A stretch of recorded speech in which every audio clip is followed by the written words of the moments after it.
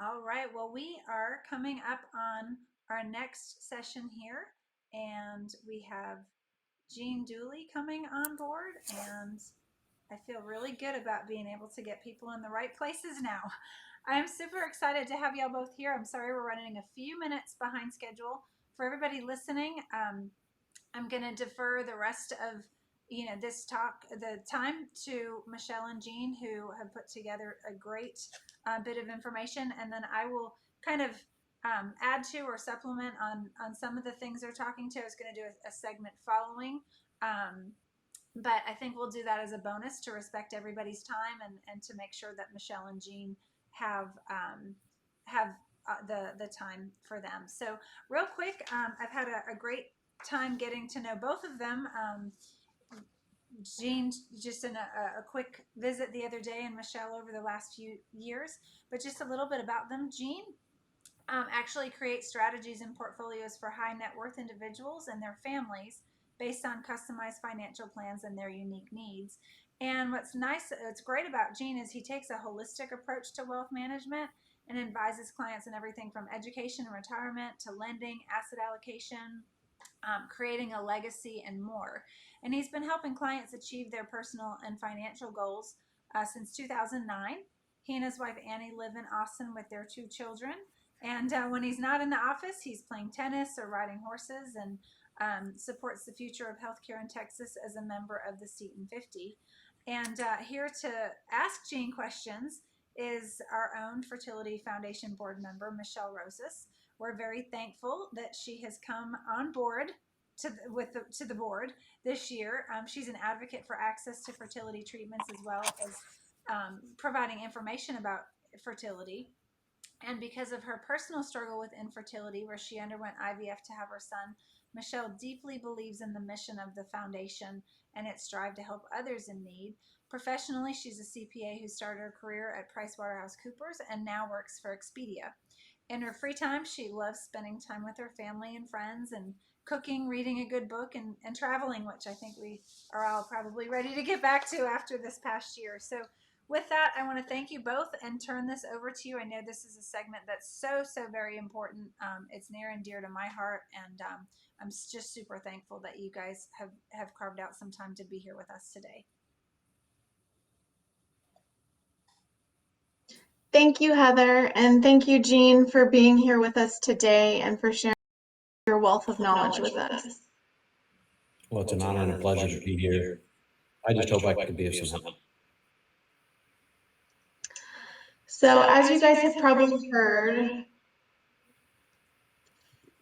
from previous sessions, the financial piece of fertility treatment can be costly, and it can be a big burden that just adds to the financial or the physical and emotional toll that the process already takes on everyone. So just kick off this segment, Jean, where does one start when thinking about funding fertility treatments? Well, Michele, I believe that anyone who is ready to embark upon this process needs to ask the questions. What does it cost? What is my timeline? And will my insurance company cover all or a portion of these treatments? So let's address these one by one. What does it cost? The best place to start is by speaking with your physician's office.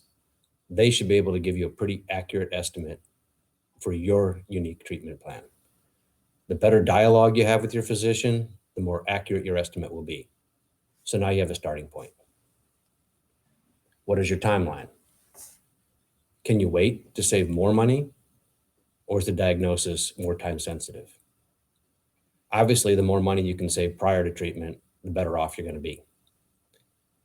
If you do have the ability to wait a bit longer and save a bit, it will help lessen your financial burden. Once again, you need to collaborate with your physician about timing. Your doctor will be able to provide you with an honest answer about how long you can wait from a medical perspective, but you're also going to want to consider your personal timeline. You've probably been trying to conceive for quite some time, and the thought of waiting another year feels daunting. In this case, you'll need to decide on the amount of financial risk you're willing and able to take in order to move forward more quickly. Lastly, Will your insurance company cover all or a portion of the treatments? If your health insurance will cover your treatments, you're well on your way. Talk to your billing department and financial counselors at your doctor's office, as well as your insurance company, to determine specifics of what is covered and the limits to coverage. Many policies are going to have maximum limits of coverage in certain areas, so you're going to want to make sure you understand that. If your insurance is through your employer, you may also want to talk to your HR department, get them involved and understand what your coverage is. Most policies will cover diagnostic procedures, but then stop once fertility treatments are started. If this is the case with your insurance policy, it's recommended to do all your diagnostic work prior to beginning any treatments to maximize coverage. In this way, you can get as much covered as you can with what they will cover. If your insurance company does not cover fertility treatments, this is also good to know up front. It may not be the news you want to hear, but it allows you to plan your contingencies. Once you have answers to these three questions, you now have a good idea as to the financial gap that needs to be covered and when it needs to be covered by. Great. Those are some really great questions for us to think through at the beginning of our journeys. So if you do have an insurance policy that has coverage, will you please elaborate a little bit on how to use the coverage best to cover the cost of treatment? So if your insurance provider doesn't cover for fertility treatments, there are other potential strategies that you can follow. For example, does your spouse have fertility coverage on his or her insurance? If so, you can get on their plan to alleviate some of the significant financial impacts. It's very easy to be added to your spouse's plan, and it's certainly worth looking into. I also understand that embryology lab codes are gender neutral. So these charges can be billed to either party's insurance. So if your insurance won't cover these, maybe your spouse's will. Another opportunity would be, can you change employers to find one that does cover fertility? Maybe there's a job in a similar industry where you can get fertility treatment covered. Maybe you can change industries. I know companies such as Starbucks, Facebook, Expedia, Bank of America are some companies that offer fertility treatments to their employees. Can you speak to your employer's HR department and advocate for fertility benefits to be added to the plan? Many employees have the ability to include this many employers have the ability to add this coverage, and sometimes they just need a push from an employee to get it added.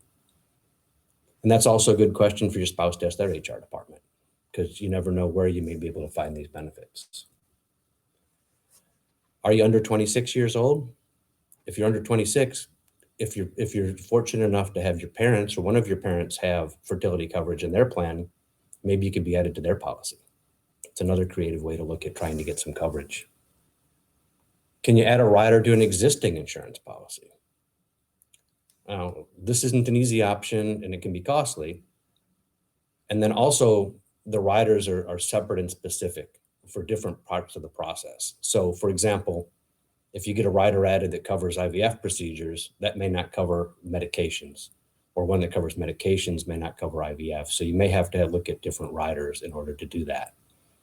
And there's also specific criteria that you need to meet to qualify these. So it may not be an appropriate option for everybody, but once again, it's something else that you can look into.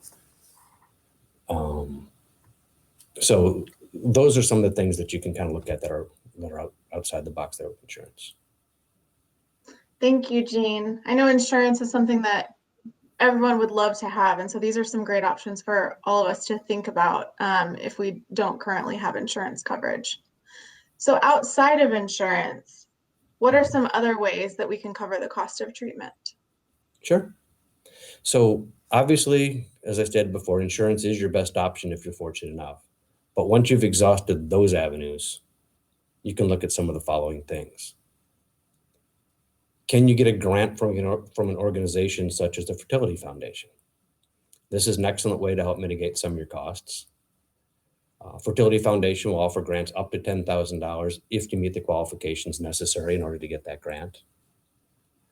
I also know that there are other foundations that are out there, and some of those may be worth investigating as well. You can consider if a bundle package might be right for you. I know many fertility clinics offer various bundle packages. Obviously, this is an option you want to discuss in depth with the billing department and your physician. And it's important to understand whether these program specifics to these bundles will align with your plan, and by choosing it, if you will indeed save money by doing so. Finally, there are programs such as the Compassionate Care Program through a company called EMD Serrano, and I know that that's specific for medications. So those are some other things that you can look at as well. Those are some great options. So from a more traditional approach, it's my understanding that there are two strategies for funding large expenditures, those that incur debt and those that do not. Will you please tell us a little bit about the different strategies that can be used without incurring debt? Sure. I mean, preferably, if you have to go down these paths, saving without incurring debt is going to be your best option in any case. So some of the solutions you can look at maximizing your HSA or your FSA contributions that you can do through work. Under current tax law, an individual can contribute up to $3,600 per year to their HSA, or as a family, you can contribute $7,200. But also understand that this can accrue over several years. So if let's say that you do that for 2 years and contribute as a family, you're saving over $14,000 in your HSA. And these are all done pre-tax. So that's a really nice way to save for medical treatments. Another strategy that you can look at is to temporarily suspend your 401k contributions. Obviously, this is going to have some impact to your long-term retirement savings, but it'll free up much needed cash today. And the beauty of a 401k is once you've finished paying for your treatments, you can always restart the 401k contributions at any time. You can look at things such as crowdfunding. So there are sites such as GoFundMe, Patreon, Kickstarter, sites like that. But when you look at those, you also make sure you do your homework on those, because there are lots of intricacies involved with that. You can look at raising money through your place of worship. Often like-minded people are willing to help. You can look at things such as a gift or a loan from a family member or friend. Some loved ones may do this interest-free just because they want to help you in these difficult times. Lastly, you can look at potentially a second job. And that could be for you, that could be for your spouse, that could be for both. That's another good way to put away some money up front in order to pay for the treatments. And also, if there's available time, once you've successfully gone through your treatments, and if there are still bills to pay from it, potentially you can continue with the second job at that point in time as well. Thank you. Those are some great options. So I understand that not incurring debt may not be feasible for everyone. Will you tell us a little bit about the different strategies that do utilize debt to fund big expenditures? Sure. As I said before, if you can do it without debt, that's obviously going to be your best choice. But if you have to go down the path of incurring debt, which is probably the case in most circumstances, you can look at things such as a home equity line of credit. So just as it sounds, it's a credit line against your home. And so you can take money out up to the maximum line that they will allow based on your home equity. The interest rate on this is going to be variable, so that'll change as interest rates change. But if you are fortunate enough to have equity in your home, it becomes a very viable option. Similar to a home equity line of credit is a home equity loan. Slightly different. You're still borrowing against your home, but you're given a lump sum that they would offer to you, and it's at a fixed interest rate. So it's very similar to a mortgage if you have a mortgage on your home. And oftentimes they refer to this as a second mortgage, if you've heard that before. Another option is if you have investment accounts. you can borrow against those assets as well. Interest rates are very competitive on those. And the beauty of that is your money can stay invested in the market and you can borrow against those in order to pay for treatments as well. Once again, we talked about a personal loan in a no debt situation, but you could also look at personal loan from a family member or a friend and potentially get a loan and have them charge you an interest rate on that. So friends and loved ones may feel a little bit more comfortable in giving you a loan if they can generate a little bit of interest. So that's another way you can look at it. You can look at borrowing against your 401k. Now each company's plan is going to be different. And so before you spend too much time with it, you'd want to meet with your HR department, talk to them, find out what the plan allows and what the rules would be around that. You can look at putting the treatments on your credit card. It's probably the easiest option, but potentially the most dangerous. Credit card interest rates are exceptionally high. Balances can compound very, very quickly on you. So if you this path, you need to stay very disciplined when you're taking a balance on a credit card. If you're not making regular payments, the debt could quickly snowball on you. So you have to be very diligent about making payments on the credit card. There are some credit card companies that will offer an interest-free period, call it 18 months. And that could be a really good option for somebody to do it interest-free for a period of time. Once again, if you're disciplined enough to pay it off at the end of the period. So, It's great that there's so many funding options out there. Are there any fertility-specific financing options that can be used? there are a few that I'm aware of. And there are companies such as ARC, Prosper Healthcare Lending, and Greenski Patient Solutions. And they'll offer various financing. And many people take this path because it's easier to qualify many times than a personal loan would be. But when you're looking at these, you also have to be aware of some things. So what is the interest rate, for example? And can you afford the monthly interest rate or the monthly payment on that interest rate if you do that? You also want to understand, will a loan provider allow you to take money as needed rather than in a lump sum? So you're not paying interest on money that you haven't used.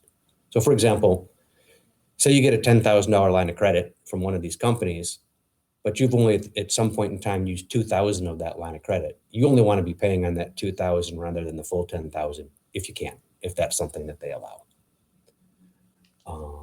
Also, can you apply for these loans without taking a ding to your credit score? We all know how important our credit score is, so we want to keep that as high and intact as we possibly can. My understanding is that these fertility-specific financing options don't typically have an early payback period. So if you do have the opportunity to pay it back sooner, save some interest, that's always a good thing. But once again, I'd always want to confirm with each of these before I embarked on using that financing. Great insight, Jean. Thank you so much. As we try to digest all of these different options and strategies, how does one navigate the best option for them? Sure. So starting a family or adding to a family is a special event that everyone should have a right to. The financial implications, however, are very real. So it's best to have a well thought out plan to avoid any surprises. So the first step is to create a budget. By creating a budget, you can diligently track all your sources of income as well as your expenses. So you think about this, if you can track where you're currently spending, you can find additional opportunities to save. So ask yourself, how much do I have in savings today? Followed by, how much more per month can I save? And that's an important question. How much more can I save in order to help myself through this process? So are there everyday expenses that I can cut or eliminate completely? For example, can I cut out my morning Starbucks? Make a cup of coffee at home, not stop on the way and spend $5 or $10 on a cup of coffee on the way in. Can I bring my own lunch to work rather than going out with friends or going out and getting something? Can I wait to buy that new car? Can I wait to buy that new cell phone? Can I wait to buy that new television? I probably can. Do I need to go out to dinner once a week or twice a week or once a month or what I'm doing now? Can I cut that expense? Save a little bit of extra money that way. Can I wait to take a vacation? Can I look to buy generic products at the grocery store rather than buying the name brands? It's an interesting fact that, so if you can save an additional $28 a day, that adds up to about just over $10,000 a year. So every little bit helps, but it does take discipline. Wow, that's some great perspective and insight. Once you know the cost of treatment and the amount that you can spend from your savings, you can then address remaining the funding gap. You can then address funding the remaining gap. Mhm. How would you go about doing this?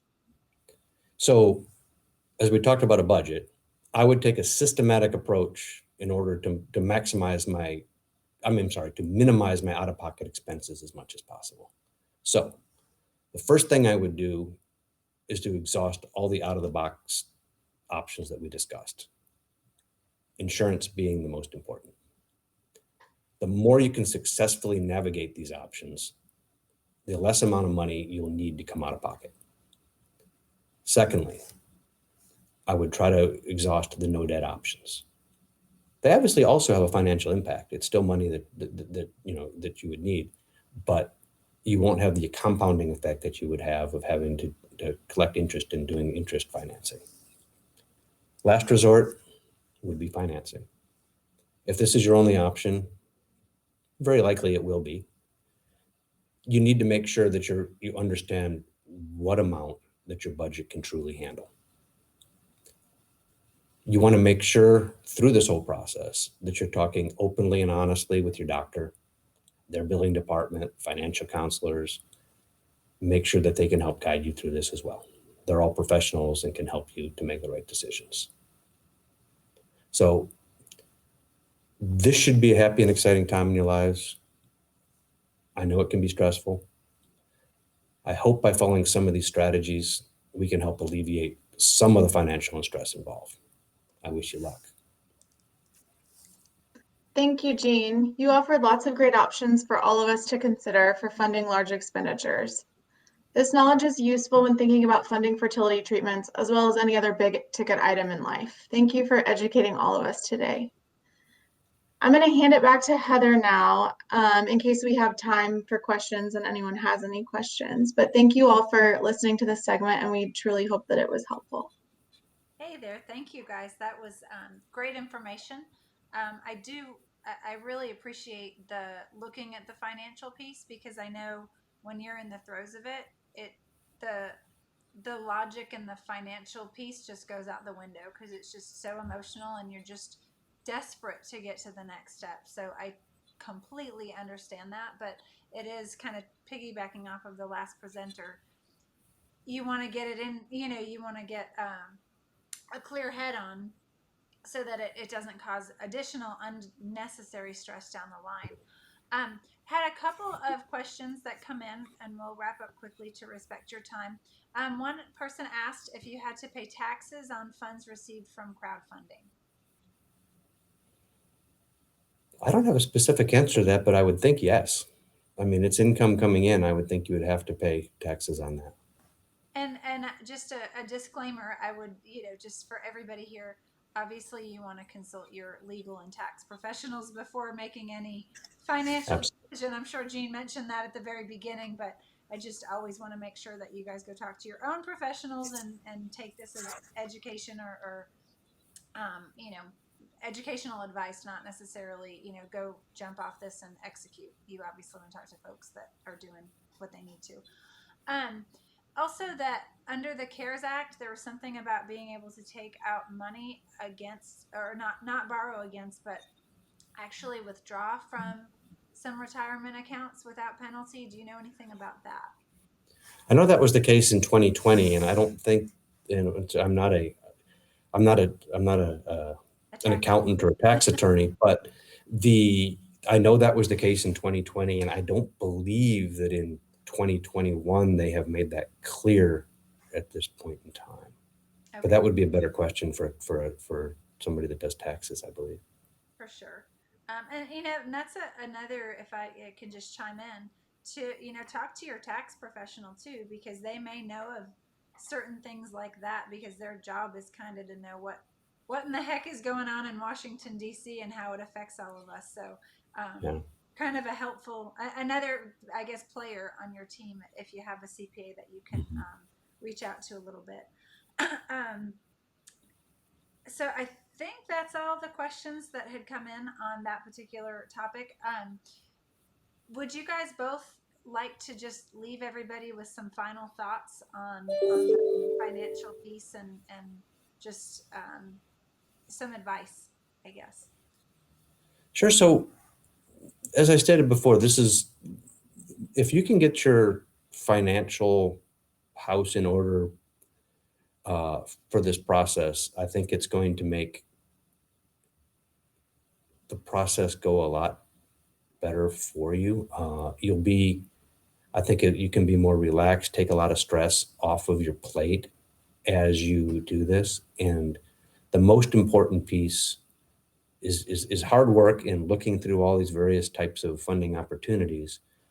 But I can't, and I think I may have said several times, discipline, discipline, discipline. And there are sacrifices financially that you probably need to make in order to pay for some of these things, and it takes discipline. And I think the end goal of having a family is probably worth some of the sacrifices that you'd make along the way financially. Great, I agree. Michele, do you have any final thoughts that you want to leave folks with? Yes. Not necessarily financially related, but just wanted to say that I understand if you're in the middle of your own fertility journey, I know where you're at and I see you, and I know that it's tough, but you hopefully have a very supportive doctor and you have a very supportive network that you can lean on, and just really try to lean on those people throughout your journey, and you'll get through. And I wish you luck in the next stages of your treatment. You almost made me tear up because we sort of met in not so ideal times, and I feel like we became fast friends over a not so perfect story. So you do meet some really incredible people on your journey as well. So, well, thank you both. I so appreciate your time. Sorry we're running a few minutes behind, but you guys had some great information. I think it's such an important piece that we kind of don't look at until it's too late or we're too far in the middle of it. And if we do a little bit of preparation beforehand, I think it can make a big difference. So, Thank you so much. thank you. You guys have a great rest of your Sunday. Thank you. You too. Bye-bye. Thank you. Well, that I guess concludes the content piece of our summit. I want to thank you all for joining us. We've had such a great time putting it together, getting our speaker lineup together, just really trying to create a well-rounded experience.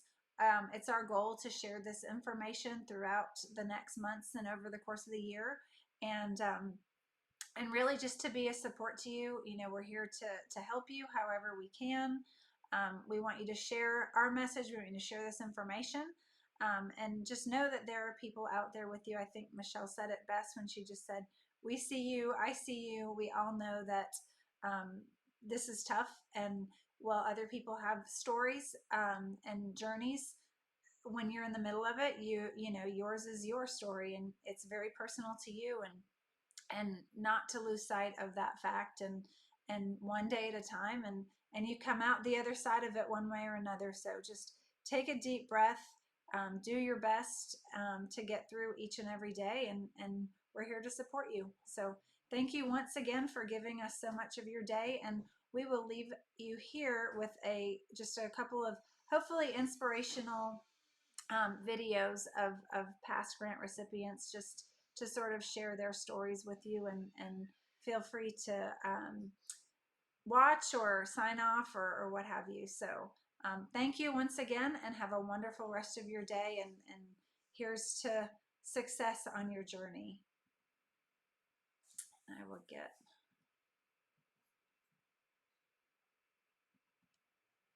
Hey guys, we're the Winnicky family. I'm Joey. I'm Annabelle. This is Zeke. We were the recipients of the 2019 grant, and this was, 10 years in the making? Yes. And this is our sweet little Zeke Gray Winnicky, and he will be 7 months tomorrow. We just wanted to make a video to say how thankful we are for the foundation, and kind of what this means to us. I'll let you go ahead first. Yeah, honestly, it means absolutely everything to us. The Fertility Foundation of Texas provided us hope whenever we had run completely out of options, and it was really hard to maintain hope when we had done everything in our power to become parents. And just being able to receive the grant gave us this little guide, gave us a lifelong dream of wanting to be parents. Honestly, we couldn't be more thankful. It's been the most incredible journey, just from the moment of sending in our letter to meeting the people in the foundation, to receiving and just their support throughout the pregnancy, throughout having him, has been the sweetest journey. Just absolutely incredible. We could not say thank you enough. Yeah, we're just grateful for your kindness, even during the interview process, the thoroughness of everything, and we just are beyond grateful. We love you guys. Thank you so much for this opportunity, and you get to see the fruits of your labor right here, and we just thank you so much. Yeah, and we so hope that you guys are able to help so many other families like us. All right. Thank you. Thanks, guys.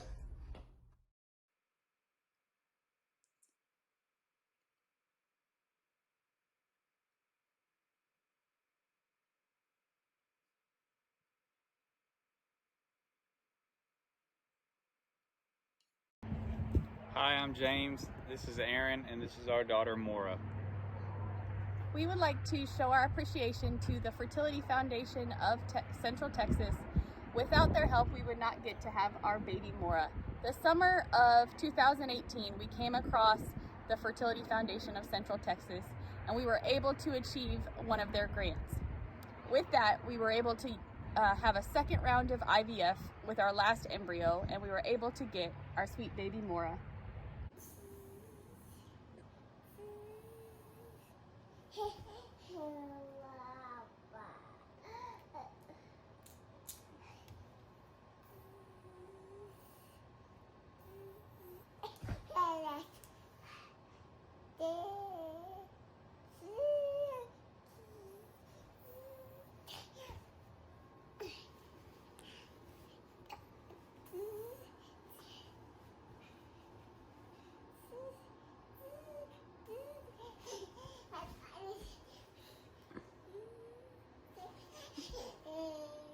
Thank you to the Fertility Foundation for with their support, we're truly blessed.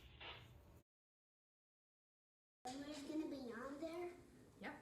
On the video? Hello, Hi, Fertility Foundation. we're the Nika family. This is River. That's Jace. Jace over there. So we're supposed to tell you what you mean to us, and basically you found us in a place where we did not know what the next step for our family was. And Katie found a link to the grant, and I applied kind of last minute and was really excited that y'all offer this to families. And we interviewed, and you. the most amazing blessing both of these boys are. And yeah, we thank you so much for the role that y'all played at that time. Bye. Bye. Bye.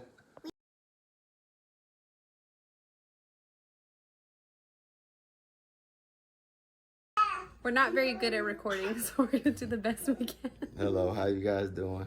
It's nice to see you guys again. We just wanted to say that for us, we're thankful for you guys, because without you all, we wouldn't have what we've always wanted, and that's a family. And to us, the foundation is just a symbol of hope. Hope for opportunity, hope for family, hope for dreams to come true. And we can't make it perfect. Our life has definitely changed since we've had 3 kids. It used to be calm and quiet, and now it's chaos most of the time. But welcome to chaos. She had t-ball practice today and an appointment, and had them at daycare. So it was a long day. But we just want to say thank you for all the things that you put into our lives, and that. Can you say? Come here, Catalina. Say thank you. Thank you.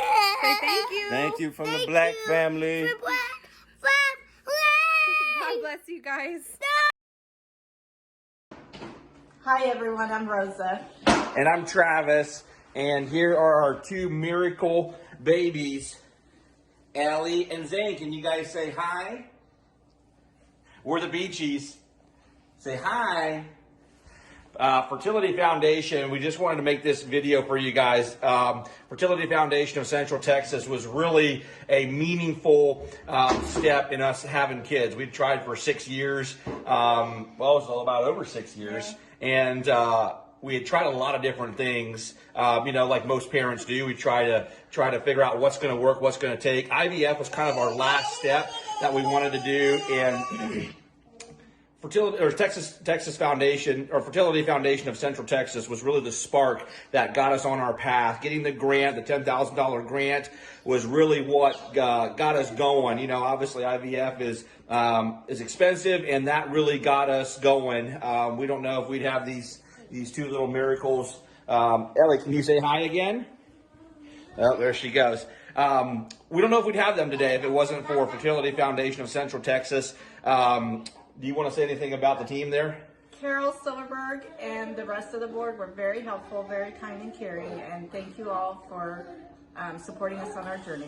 Yes, wonderful, wonderful humans. Dr. Silverberg, Carol, amazing people. Thank you guys so much, and we've been enjoying having the twins in our life for the last over 2 years now. They're 2 years and 4 months. Absolute blessings, absolute miracles, and we wouldn't be here if it wasn't for Fertility Foundation of Central Texas. Thank you, guys. Hi, I'm Kim. Hi, I'm Rob. And this is Penelope.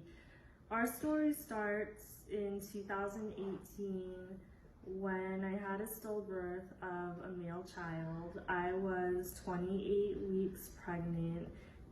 He was conceived through IVF due to Rob's low sperm count. We found out that he carried a rare genetic disorder that I have called incontinentia pigmenti, which basically males do not survive at all. So we were devastated, and we never thought that it would be possible for us to have another child. However, with the help and donation of the Fertility Foundation, our dreams did come true. Now we have a beautiful, healthy, and happy daughter who does not carry the genetic disorder, and it would not have been possible without the Fertility Foundation. And we're just so thankful now to be a family of 3. Yeah, not a day goes by where I don't, where I'm not grateful, looking at her. I didn't expect a child at this point in my life, and it's very miraculous. It's, I look at her and I feel really blessed, that she's a part of our lives. And I didn't expect it on my bingo card for 2021, but here we are. So we are deeply grateful for your generous support and donation. Thank you.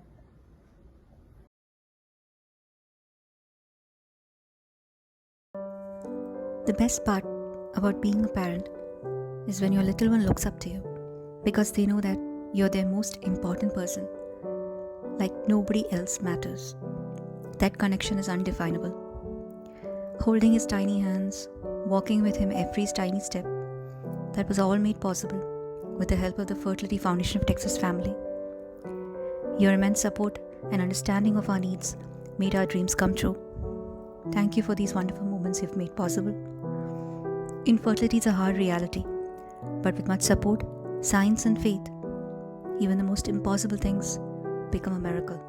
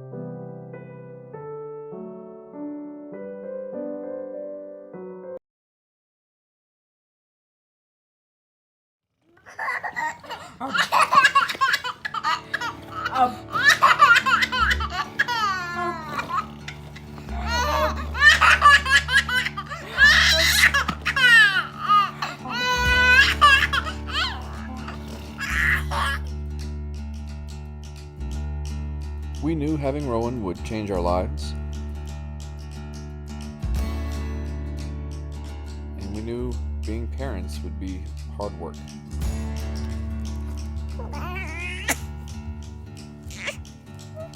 We had no idea that life with Rowan would be so much fun.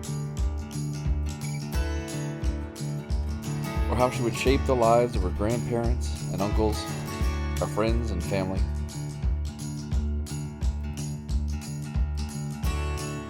We can't say thank you enough to the Fertility Foundation of Texas for their help. Without their assistance, we would never have known how amazing life with our daughter could be.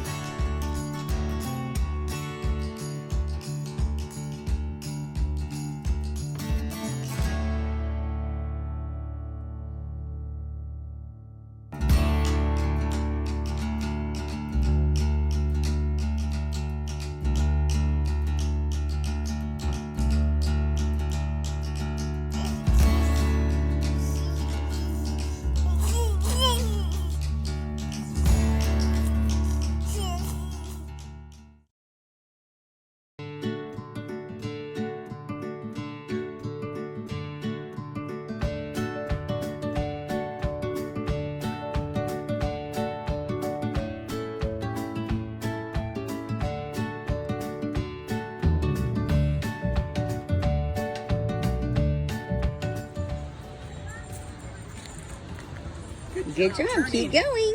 Keep going. Whee!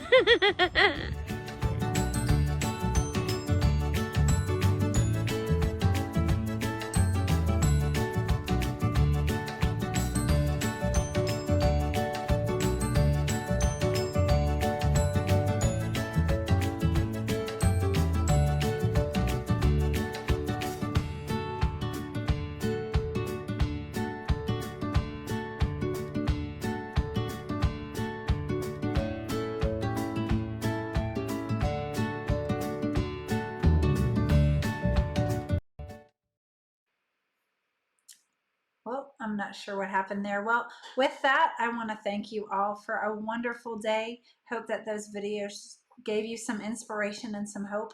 And we appreciate each and every one of you and are there with you on your journey. Guys, have a great rest of your Sunday. We'll all be in touch soon. Bye-bye.